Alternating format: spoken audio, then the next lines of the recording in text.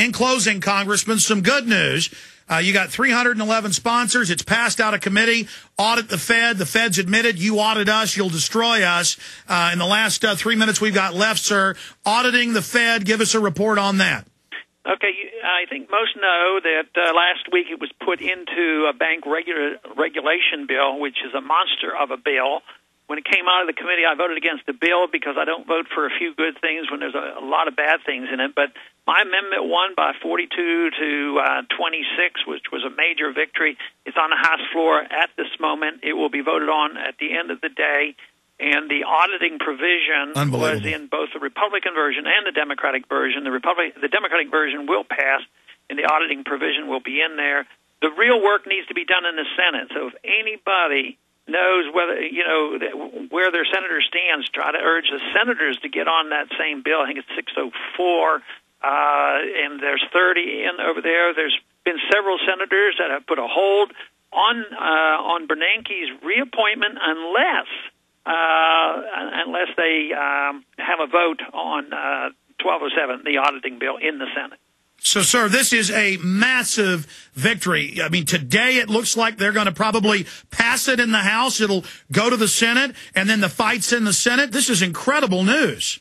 Yeah, it's big. We have no idea, exactly what will happen. There'll be a lot more resistance in the Senate, and the Fed still has time to do all that they do.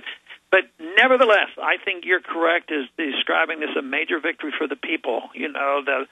The grassroots got this done. I didn't twist arms. I have no clout up here in that sense. But we have 313 on there, all the Republicans and a lot of Democrats. So it's a really great testament to what can happen when the people come together, because this is not a conservative Republican bill. I mean, it's liberals and populists and libertarians and constitutionalists have all come around to believing enough is enough, and the Fed is too big and too secret. And we finally identified it as the real shadow government instead of Republican and Democrat puppets. You've been working for close to 30 years for this. Even if we don't have victory this year, we're a hair away. It'll be assured next year as the crisis accelerates. Do you agree with that? Yeah, I don't think they'll be able to ever. If they squelch us, it'll just make it a bigger issue. And the problems are going to get worse, and they will know where to look, and they have to look to the Federal Reserve System to find a real source of our problems. Well, Congressman, I salute you. Your book is a bestseller in the Fed and bookstores and at Amazon.com.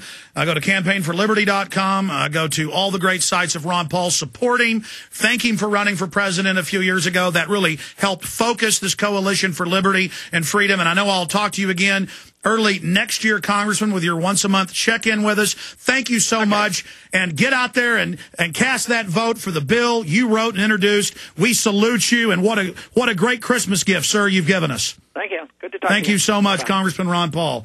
Absolutely amazing, ladies and gentlemen. Absolutely amazing. Yeah, world government's coming in.